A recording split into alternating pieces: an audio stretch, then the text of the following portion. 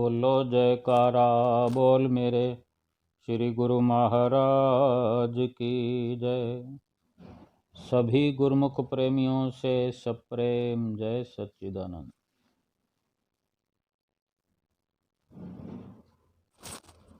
भगवान के भगत, भगवान के प्रेमी सेवक बनते बनते भगवान की राह पर चलते चलते समय व्यतीत होता रहता है। ढेर सारी विचारधाराओं को अपने अंदर लिए गुरुमुख प्रेमी भगत इस जीवन के सफ़र को तय करते हुए चलते चले जाते हैं। बेशक कितने ही सवालों को लिए हुए अपनी एक जिज्ञासा के तहत कि कोई उनके विचारों का समाधान करे, किसी प्रकार से जो उनके मन के अंदर संशय हैं उनका कोई निवारण कर दे। ये स्वाभाविक भी और प्रारब्ध के अनुसार भी और कुछ अपने क्रियमान कर्मों के आधार पर भी इस प्रकार के संशय मन के अंदर पैदा होते रहते हैं। समय आने पर बार बार संतों महापुरुषों की नज़दीकी में जाने पर, उनकी चरण शरण में बैठने पर, उनके बताए हुए रास्ते पर चलने पर, उनके मार्गदर्शन में निवारण होता रहता है संशयों का। और एक दिन ये जीव भक्त सेवक प्रेमी अपने मंजिल मकसूद पर भली भांति पहुंच जाता है। बेशक कितने ही ख्यालों को लिए हुए हम विचरते हैं इस मनुष्य जीवन में, कुछ इस प्रकार के विचार भी प्रेमियों के होते हैं कि जिस तरह हम अपने भगवान को भोग लगाते हैं, खाना खाते हैं तो भोग लगाते हैं, फिर खाते हैं, कोई कुछ भी पदार्थ हम काम में लाते हैं, यूज करते हैं, तो सर्वप्रथम अपने भगवान को भोग लगाते हैं। चूँकि हमारे भगवान श्री परमहंस अवतार श्री सतगुरु दाता दीनदयाल महाराज जी हमारे घर में विराजमान हैं, हमारे घट में विराजमान है। हम जहाँ भी हों उन्हीं के साथ जुड़कर रहते हैं, जुड़कर रहना चाहते हैं, उनको अंग संग रखते हैं, उनके अंग संग रहना हम चाहते हैं। कभी ये विचार आ जाता है, एक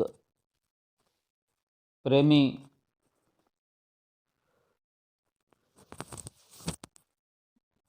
अपने गुरु से, जो भी उस प्रेमी का गुरु है, उनके जो गुरु हैं, तो वो एक संशय को लिए हुए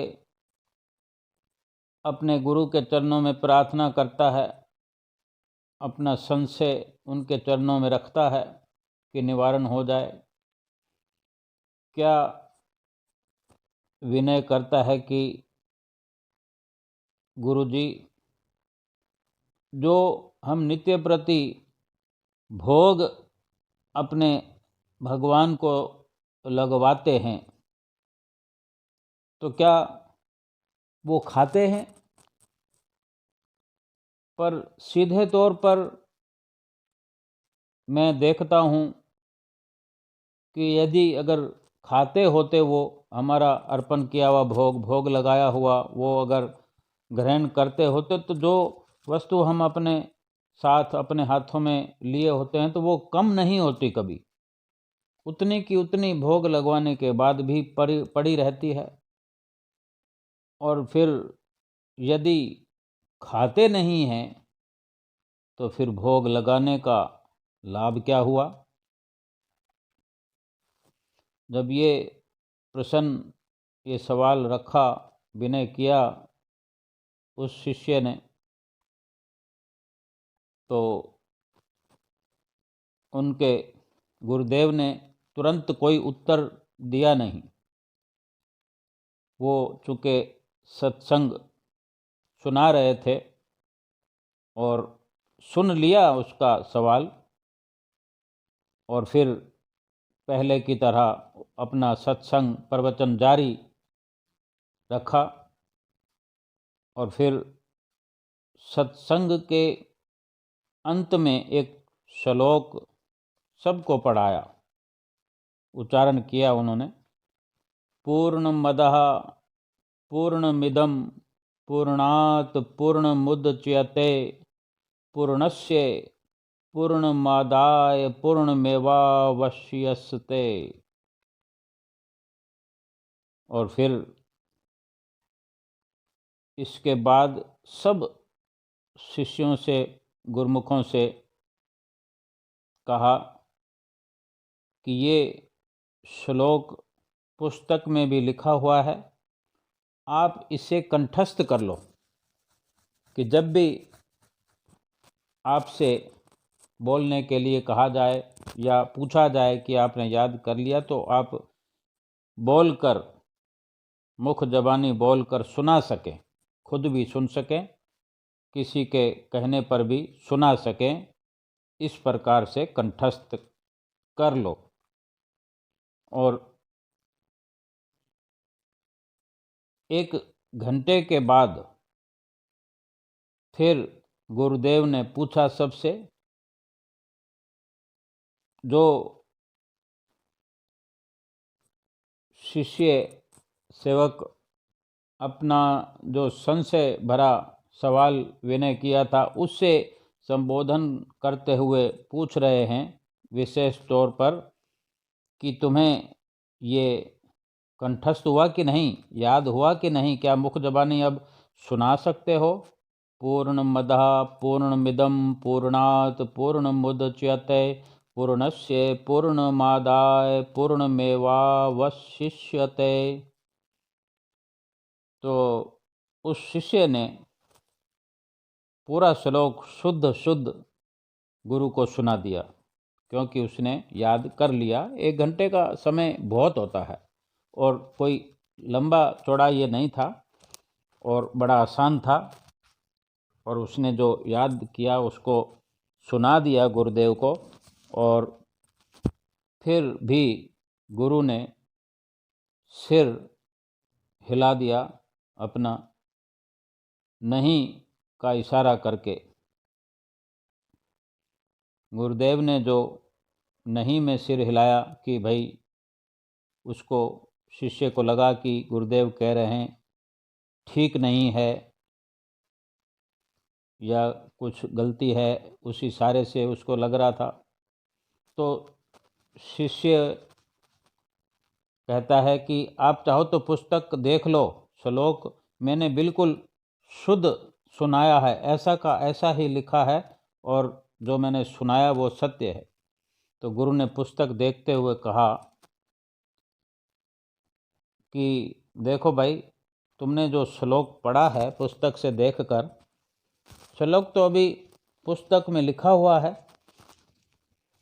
श्लोक तो पुस्तक में ही लिखा पड़ा है, अभी तक वहाँ से गायब तो नहीं हुआ। वहाँ से तो गायब हुआ नहीं, तो तुम्हारे पास कैसे आ गया? तुम्हारे दिमाग में कैसे चला गया जो तुमने शुद्ध उच्चारण किया, हमें सुनाया। किताब में भी रह रहा है वो श्लोक, पहले भी था, अभी भी है, और तुम्हारे दिमाग में भी आ गया। लेकिन तुम्हारे दिमाग में पहले तो नहीं था, अब दिमाग में है। तो फिर यहाँ से गायब क्यों नहीं हुआ किताब में, वैसे क्या वैसे लिखा हुआ। तो गुरुदेव कह रहे हैं कि पुस्तक में जो श्लोक स्थूल रूप में है, जो ठीक ठीक दिखाई देता है, तुमने जब पढ़ा तो एक सूक्ष्म रूप में तुम्हारे दिमाग में प्रवेश कर गया, तुम्हारी भावनाओं के तहत तुम्हारे दिमाग में रम गया। उसी सूक्ष्म रूप में वो तुम्हारे मस्तिष्क में रहता है। और जब तुमने इसको पढ़कर कंठस्थ कर लिया, तब भी पुस्तक के स्थूल रूप के श्लोक में कोई कमी तो नहीं आई। इसी प्रकार पूरे संसार में व्याप्त परमात्मा हमारे द्वारा चढ़ाए गए जो निवेदन हैं, जो उनके प्रति जो हम भाव से समर्पित करते हैं, भोग लगाते हैं, तो भगवान सूक्ष्म रूप में ग्रहण करते हैं। और इससे स्थूल रूप के वस्तु में जो हमें देखने में आती है वस्तु, उसमें कमी नहीं होती, वो वैसे की वैसे नज़र आती है। प्रभु जो हैं हमारे सामने मूर्त रूप में हमारे मंदिर में विराजमान रहते हैं, सूक्ष्म रूप में वो ग्रहण करते हैं। ये हम अपने भाव के द्वारा, अपने विश्वास के द्वारा ही महसूस कर सकते हैं, लेकिन बाहरी नज़रों से वो वस्तु समाप्त होती हुई, कम होती हुई नज़र नहीं आती। और वो जो स्थूल रूप से ग्रहण कर, सूक्ष्म रूप से जो भगवान ग्रहण कर लेते हैं, बाकी स्थूल रूप में बचा हुआ जो प्रसाद के रूप में हम ग्रहण करते हैं। शिष्य को इस प्रकार उसके प्रश्न का उत्तर मिल गया। इसी प्रकार गुरुमुख प्रेमी जो हैं, अपने सतगुरुदेव इष्ट भगवान के श्री चरणों से जुड़े रहकर, बार बार उनके सानिध्य में रहते हुए, बार बार उनसे सत्संग चर्चा सुनते हुए, बार बार उनके संशयों का समाधान होते होते एक समय ऐसा आता है कि सभी संशयों का निवारण हो जाता है और शिष्य का जो हृदय है पाक साफ हो जाता है, सभी संशयों से, सभी विकारों से खाली हो जाता है।